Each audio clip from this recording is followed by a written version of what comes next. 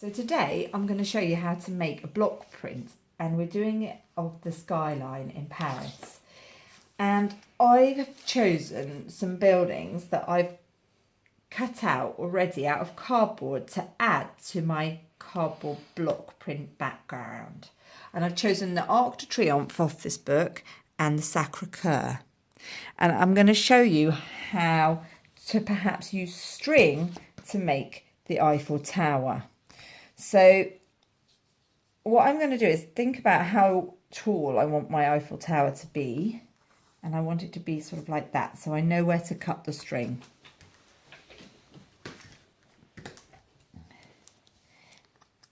And what I'm going to do is put the glue on quite generously to get the string to stick down. And I'm not going to make the whole Eiffel Tower because it'll take too long, but I'm going to do a line up to the top in the glue where I think the Eiffel Tower's legs, as it would be, come.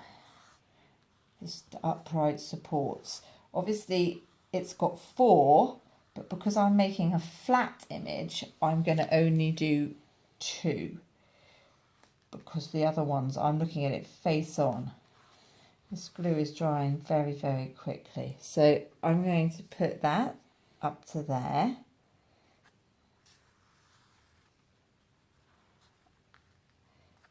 And then down to there. Okay, and I'm going to press it down.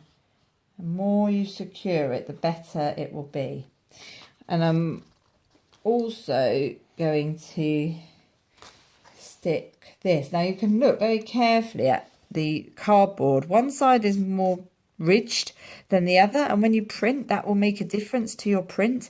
I'm putting the ridged side down on this occasion, but you might want to put the ridge side up, because then you'd get more texture in your final print. And that's my Arc de Triomphe that I cut out earlier. And then with the Eiffel Tower, I'm looking at the detail here that we've got, and we've got lots of crisscrosses on it. So I thought that what I'd do is make another line inside, so I measure with the string to do the inside of the leg. And then I might put some crisscrosses along it.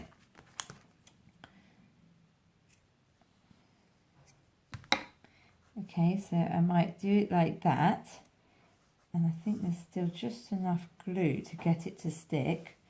And then what we're going to do is we're going to roll the ink along our print gently, so that just the string takes up the ink and not the background. And then when we print it, we get the lovely pattern coming out on your piece of paper underneath. So the more detail you add, the more interesting your print will be. So I'm going to do some little crisscrosses using small pieces of string. I'm going to put a bit more glue on quite generously, because I don't think it'll stick very easily otherwise. So there we have our first crisscross.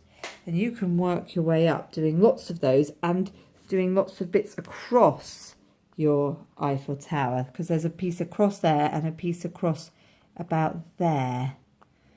Those bits that come across like that. And then also just want to show you that if you want to do some windows or make some more detail, I've got this sharp knife and a board, and you can come to me and I will help cut out any windows for you. So this area on the Sacre-Cœur is actually going to print on mine as the light colour, because the black ink that I print with is going to be on the bits that stick out.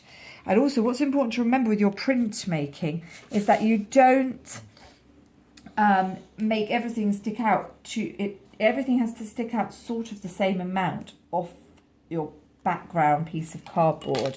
Whoopsie.